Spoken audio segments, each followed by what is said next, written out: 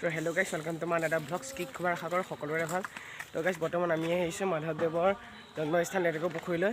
তো তাত আমি সকলোবিলাক দেখুৱাম যি আছে। তো বোলা তেনেকৈ ভিডিঅ'টো আৰম্ভ কৰোঁ। আছে মাধৱদেৱৰ জন্মস্থান লেটেকু পুখুৰী। এখন হ'ল বামুণীয়া থান। তো এইফালে আছে ভাগৱত বহি আছে। এইটো ফালে ৰাস্তাটো কি ধুনীয়া, গোটেই কাষটো গছ এইবিলাক হ'ল অতিথি থকা কাৰ্যালয়।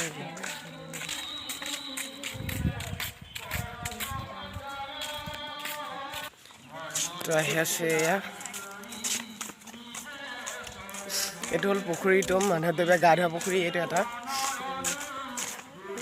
ইয়াত হেনো কাছৰ আছে, মাছ আছে। ঐতিহাসিক লেটেকু পুখুৰী এইটো। এই ভাগ হ'ল নামঘৰ ভাগ।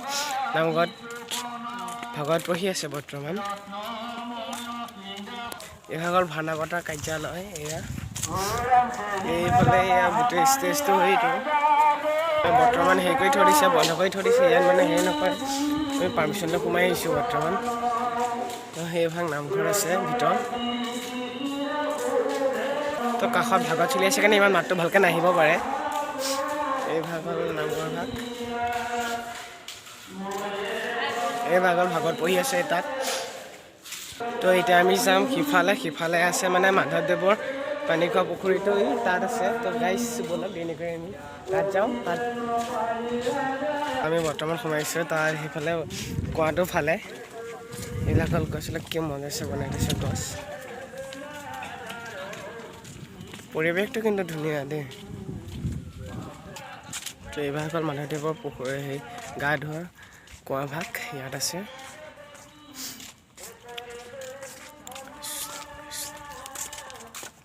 মাধৱদেৱৰ সূচীপত্ৰ গৃহ গুৰু গৃহ।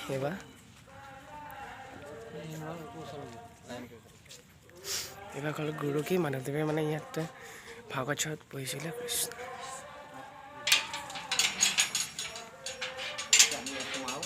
তো ইয়াত সোমাইছে। এইভাগ হ'ল গুৰু গৃহ কৃষ্ণ। এইভাগ হ'ল নৰসিংহ।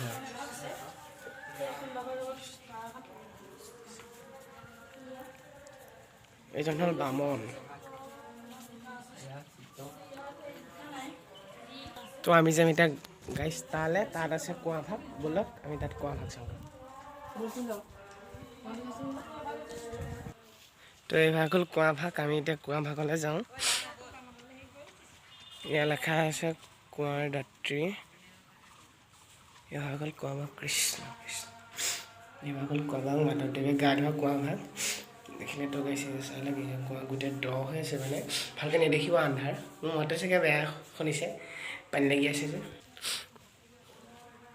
এইটো হ'ল উজিৰ গৃহ। মানে ইয়াত আগতে তেওঁ যোনবিলাক মানে ভাগৱত চাগৱত ইয়াত থৈছিলে।